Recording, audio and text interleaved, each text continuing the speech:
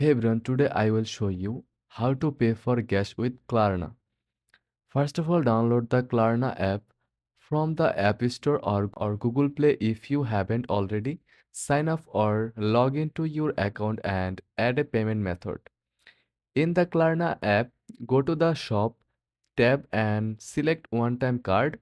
This feature lets you create a virtual card with a set spending limit, which can be used anywhere that accepts debit or credit cards. Enter the amount you plan to spend on cash, and Klarna will generate a one-time virtual card with that limit.